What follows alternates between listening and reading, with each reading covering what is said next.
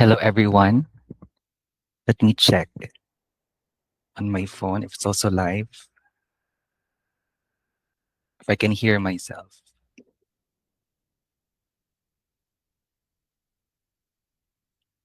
By the way, apologies for the delay.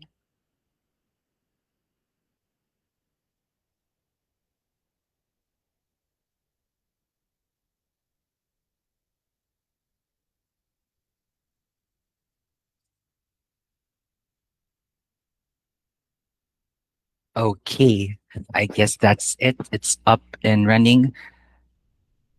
Good day, everyone, and to our live viewers and to those who are still coming. You're all welcome to uh, enter and attend this webinar session today. So, based from this title, how to make SEO your highest growth or ROI growth channel. Um, we will be talking about something that I think matters to almost every business with a website. So, how do you turn Google visibility into actual business growth? And more specifically, how can SEO become a channel that consistently brings the right people to your business? By the way, I am Jad Vincent Moran, and I am one of the SEO strategy advisors here at Wow Visible. So here in this webinar session, we'll be able to discuss what are these right people, the right people that will be showing up in your website. And with that right people, we can say that it's not just about having plenty of visitors, because having thousands of website visitors in hindsight sounds great. However, if none of those visitors are interested in your service, that traffic doesn't really help the business. So throughout today's webinar, we're going to look at SEO from a business perspective. So if you're a business owner, this is a session that will help you a lot, especially if you're growing your online visibility. If you're an SEO expert, this will amplify and also refreshen what you have learned about SEO and look into it in the business perspective. So we're going to talk about not just rankings, not just traffic. We're going to talk about attracting people who are actively searching for what you offer and making it easier for those people to become leads. And while we're focusing specifically on SEO today, well, I'm not suggesting SEO has to replace your other marketing channels. Last week, our SEO consultant Sherry discussed about the different advantages between SEO and paid ads. So, but this one we will not be discussing how they are different of each other, but we'll just put the focus towards SEO. And just to remember that different channels serve different purposes. So our focus today is simply understanding what makes SEO valuable as a long-term growth channel and what you can practically do to improve it. So let's get into it. All right. So in this webinar, you'll discover first, we'll look at why SEO can deliver long-term ROI. Then we'll break down the main pillars of a successful SEO strategy. So we'll also look at some of the common mistakes that limit SEO growth, especially if you're starting with implementing visibility on your business online. So there might be things that you might consider as true, but those aren't the right things to do. And finally, here, I'll be giving you several things you can start working on to generate more qualified leads from Google. So my goal isn't for you to leave today knowing every technical detail about SEO. My goal is for you to understand enough that you can look at your own website, well, if you have your own website, and say, okay, now I know where our opportunities are. All right. So why does SEO deliver long-term ROI or return of investments? So let's start this one by asking another question for that question. So why do we invest in SEO in the first place? One of the biggest advantages of SEO is the timing.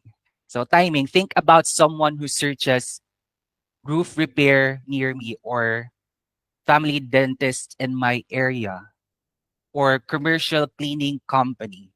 So those people aren't randomly browsing, they're actively looking for something. That's why SEO gives your business the opportunity to appear during that decision making process. And that's incredibly valuable. Moreover, the next advantage is that SEO focuses on building assets. So what are these assets? Your website, your service pages, your articles or blogs, your authority and reputation online. So those are assets. And when you improve those things, they can continue creating value over time. For example, you might publish an article today answering a question, let's say your customers frequently ask. And if that page eventually performs well on Google, it could continue attracting relevant visitors months later. So that's where the compounding effect comes in. You optimize one page and then another page is being optimized. After that, you publish useful content or blogs, then you improve your website. At the same time, you earn relevant backlinks, and then your authority gradually grows. So each improvement supports the others. Well, now that doesn't mean you optimize a website once and never touch it again. That's why it's long term. SEO requires ongoing work because your competitors aren't standing still either. So that's one thing you should remember. If you're implementing SEO, how much more your competitors who are already established. So Google evolves, search behavior changes, your business changes, but the work you're doing is with SEO is strengthening an asset that your business owns. And that's one of the reasons SEO can provide sustainable long-term growth. All right. So before we proceed to the pillars of SEO success, let's have this interactive activity. It says here 5 seconds, but I know it will not be 5 seconds since there's, of course, a delay since this is live. However, what what I'm asking you to do is to imagine this. So it's 9 p.m. in the evening, and then you're at home, and suddenly your kitchen sink starts overflowing, and then water is going everywhere. You need help now. And let's say none of your family members, nor do you, like you don't know how to fix such thing. So you grab your phone and open Google, and then you have 5 seconds at least. So what are you going to type? So go ahead and put your answer in the chat. So let me check. What will you search if your kitchen sink is overflowing? Okay, let me check. Okay, I'm seeing answers already. From China, that's plumber near me. From Casey, that's plumber near me as well. With hiding the eyes emoji. We also have from Shy. It says she says plumbing services near me. All right. I guess that's it. So okay. I think someone also commented. From Michaela. She says emergency plumber near me. We also have another Shy here from Shy Rel. How to fix the kitchen sink by myself. Oh, that's good. Okay. All right. So looking into your answers, do you see any similarities? Well, aside from the word plumbing or plumber. So you can see here your comments that most of you probably didn't just type plumbing only. Because if you will search just plumbing, then it will give you, Google will give you the definition of the word plumbing and not something that can really solve what you're facing, which is the overflowing kitchen sink. So with this one, you searched for something much more specific. And those words tell us exactly what you need and how you urgently you need it. And that's what we call, if you're an SEO expert, you know this one. That's what we call as search intent. And understanding that intent brings us directly to our first SEO pillar. So for the first one, that's to understand what your customers are searching for. So here, keyword research for a lot of specialists in SEO, one of the main strategies is keyword research. And with keyword research is it isn't just simply finding words with the biggest search volume. It's understanding what your potential customers are actually trying to accomplish. So generally, searches fall into different types of intent. You can also see that in your tools, the different types of intent, like informational, commercial, navigational, and so on. So someone might be looking for, as what I've said, more information. For example, the answer of Shirel, like how to fix, that's an example of an informational keyword search. So another example, how do I know if my roof needs replacing? If there is a query about your roof. So someone might also be comparing options. So best roofing companies near me. So that is the time that they are likely to be buying or purchasing a roofing service. And to be more sure, someone else may already be ready to take action. Let's say roof replacement code. So this time looking into the rates of roof replacement service. So those searches are very different. And your website, it's important that your website should have content that meets people at different stages of that journey. So you should have content at, sufficing the informational type of keyword search, the commercial ones, the navigational, and the transactional. One of the mistakes businesses make is choosing keywords purely because the numbers look impressive. Because when they look into their SEO tool, it has a lot of volume traffic. However, those broad keywords getting thousands of searches, they might not actually help you, not all the time. There are times that you can rather rank for a smaller keyword search by people who actually need your service than a massive keyword that attracts people who will never become customers. So when you're doing keyword research, don't only ask how many people search for this. Ask why are they searching for this, and then does my business actually solve the problem behind this search? So that's how you start attracting the right people rather than simply increasing visitor numbers. To proceed, this is the next pillar. To continue with, after we discuss about the search intent, let's discuss about this one, how your website should help people make a decision.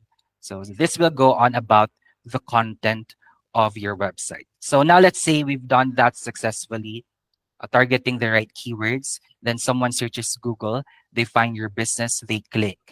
What happens next? So your website now has another job. So it needs to have that person make a decision. Imagine arriving on a service page and you're immediately wondering, do they actually offer the service I need? Do they work in my area? Can I trust them? How do I contact them? And you can't easily find the answers, then most people aren't going to spend 10 minutes searching your website. What they'll do based on user behavior, they'll probably go back to Google and look for another website that can suffice their queries. That's why good SEO content needs to work for people first. Answer your customers' common questions, clearly explain your services, utilize FAQs, or frequently asked questions where appropriate, show testimonials, case studies, show examples of your work, and then give people reasons to trust you. And most importantly, make the next step obvious. So if you want them to request a quote, make that easy. You can give them the link to your contact form or you, or something that they will be able to ask for your quotation or your rates if you haven't put that in your website. So if you want them to call, don't hide the phone number. Of course, that's important both on your website and your Google Business profile. If you want them to book an appointment, give them a clear booking option, similar with requesting a quote. So SEO gets the opportunity through the door, and your website has to do something with that opportunity. All right. Next is the third pillar, which is a better website creates better results. So this is for interconnected as well with the second one, but this focuses more on the user experience of your website. And this is where SEO and conversion really start working together. Your website should be mobile friendly because a lot of users also utilize their mobile phones when searching for something. So if it's mobile friendly, expect that it's fast, easy to navigate, and clear. So think about your own browsing habits. If you click a website on your phone and it takes forever to load, what do you do? Do you actually stay for like 5 minutes until it loads and and the page appears, or you won't wait and just skip and look for another website? So a lot of us, we leave directly and just find another website, as I mentioned earlier. So if you can't figure out what the company does within a few seconds, you leave. And if the button you're trying to press doesn't work properly on mobile, well, some of us become frustrated or they just again skip it. So these aren't just technical issues, they're businesses issues. And because every unnecessary obstacle gives someone another reason not to contact you. So ask yourself, in making your website have a great user experience, can someone understand what we do and what they should do next within a few seconds of arriving on our website? So if the answer is yes, then you're already creating a much stronger foundation. As for the fourth pillar, that is to establish authority and trust. So let's imagine two businesses appear on Google. One has a strong website, recent reviews, accurate business information, and mentions from reputable websites. And the other, well, has almost no reviews, outdated information, and very little online presence. So which one would you trust? Well, of course, they are polar opposites, and the first is, of course, the better one. So Google is also trying to determine which sources deserve visibility. And one way authority can grow is through quality backlinks. And a backlink, if you're not familiar with it, is simply another website linking to yours. But quality matters, so not all websites can be a good source of a quality backlink. So one relevant link from a reputable website can be far more useful than dozens of questionable links from unrelated websites. So reviews are also matter, particularly for local businesses. Encourage customers to leave genuine reviews and respond to those reviews professionally. And as I also mentioned earlier, so it's not just your website, also your GBP, your Google Business Profile, especially for local businesses. Keep your GBPs accurate and active. Make sure your hours, services, contact details, and other information are current. And with those information should be consistent across web. So if you have directories also, make sure that they are aligned with what you put on your website and your GBP. So trust isn't created by one tactic, it's established through consistency. And lastly is the fifth pillar, which is to measure what actually matters.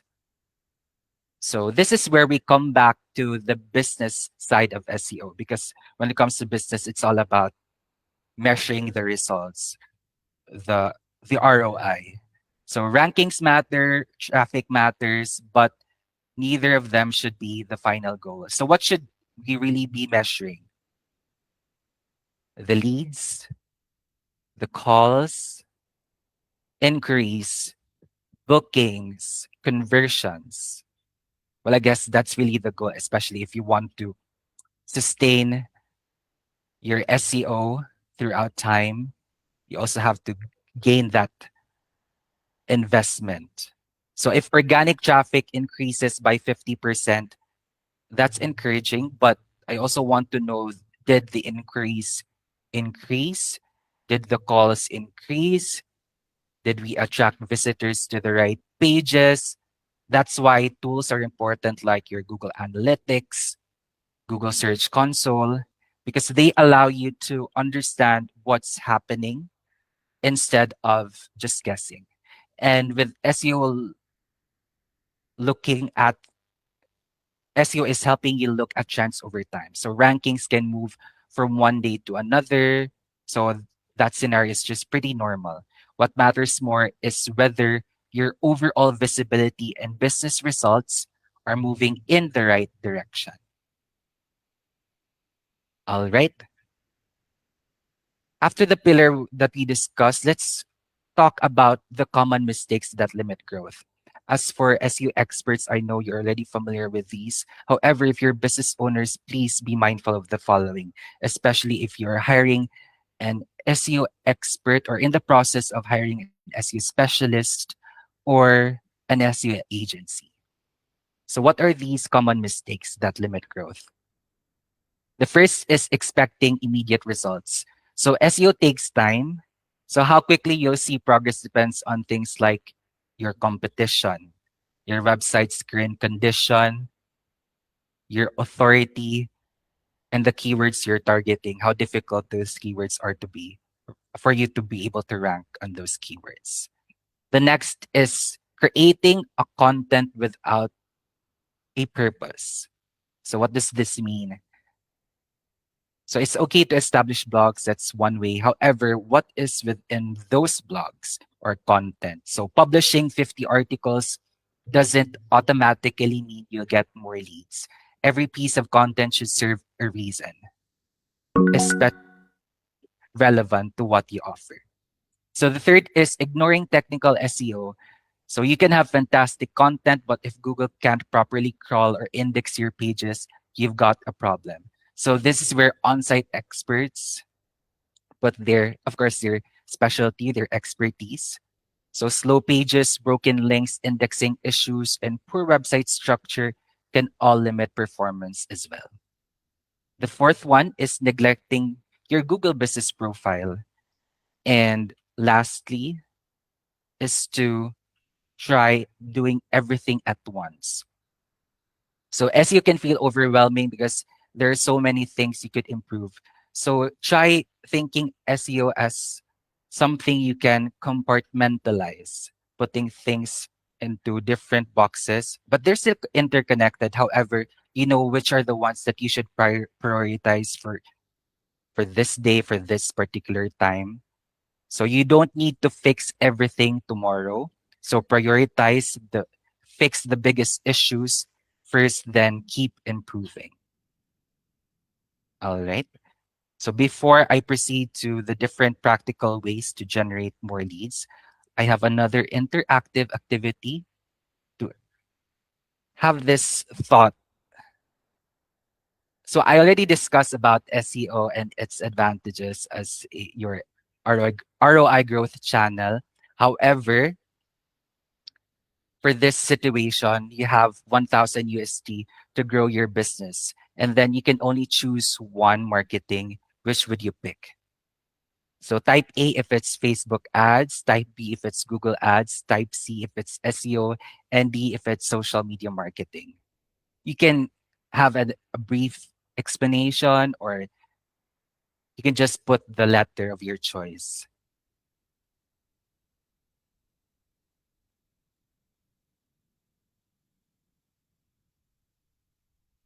It will be interesting if people will also answer aside from SEO. But let's see. So I see letter C. Someone also said, uh, also letter C, but also social media marketing. So I guess that's 500 each. But I said choose only one, but that's okay. Also, letter C.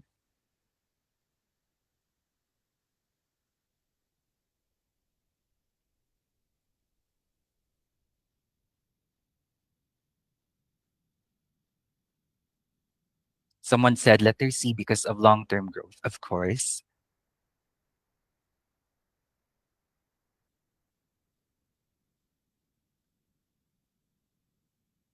All right. So most of your answers are letter C. Well, almost all. But of course, there's actually no universally correct answer here. So different businesses have different goals. And let's say for ads, Facebook and Google ads, they can provide immediate visibility. So if you answered ads, then that might be your goal to have immediate visibility, which is understandable. So if you answer SEO, of course, you're looking into it long term. As for social media, then you might be looking into it as establishing communities and staying connected with your audiences. So that's also okay. So for SEO in particular, its strength is establishing visibility around the searches your potential customers are already making. And because today's webinar is about SEO, what I want you to understand is where SEO fits. That's why I ask this. So it's about developing a search visibility that becomes stronger and more valuable over time. You don't have to think about these channels as competitors.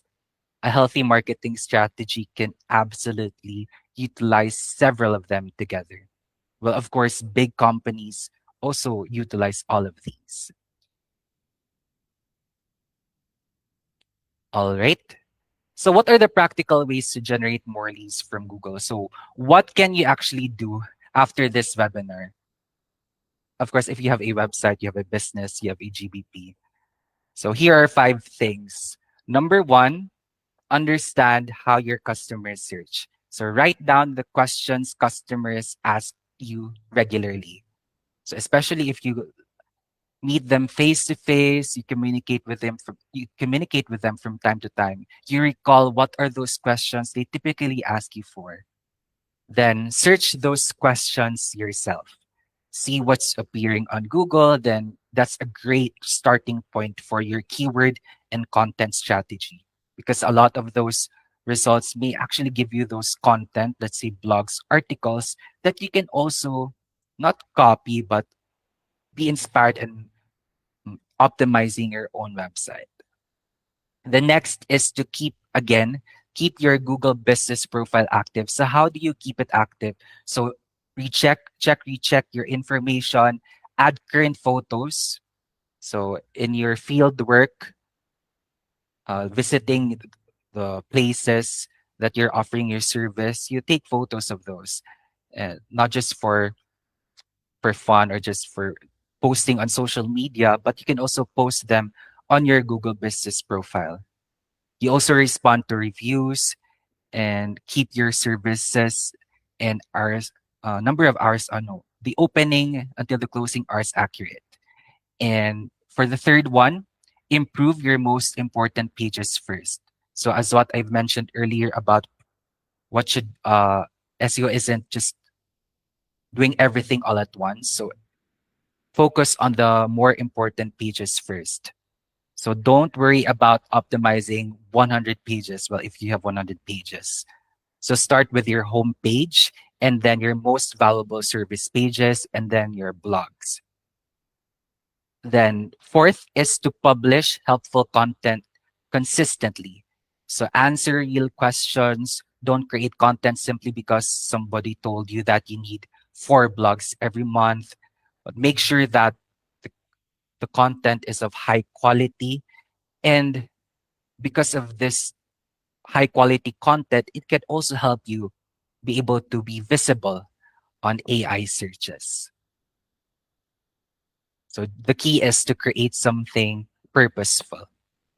And finally, so measure progress regularly, look at your data, see what's improving, see which pages are generating visibility, see which searches are bringing people in, and then utilize that information to decide what you should improve next. So SEO becomes much easier when you're making decisions based on data instead of assumptions.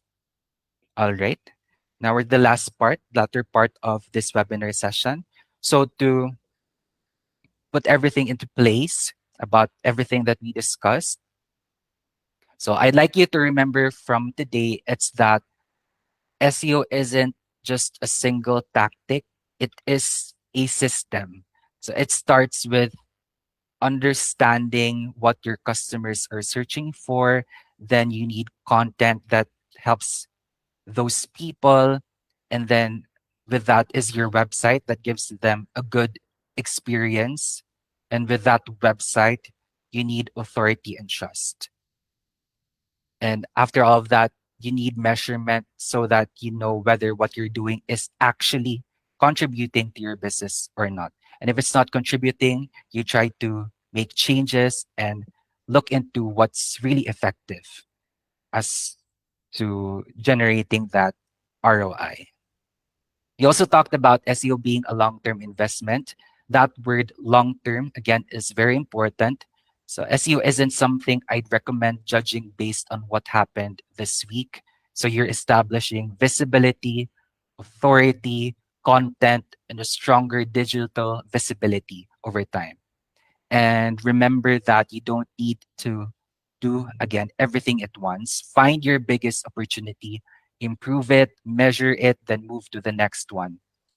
But if you have an SE agency that can help you do the on-site and then the off-site and then the creation of the blogs, the articles, then that's better. So that's how sustainable SEO growth is established. And again, thank you. Thank you so much for spending your time with me today. So if you have any questions, you can just reach out to our page. And if you're a business owner looking to improve your visibility, again, you can also reach out to our page. Okay. Again, thank you again for joining me. And I'll leave you with this. So don't just chase traffic for the sake of traffic. Establish visibility around the people who actually need what you offer, because ultimately that's what's good SEO is supposed to do. Help the right customer, find the right business at the right time. Thank you, everyone, and have a good day.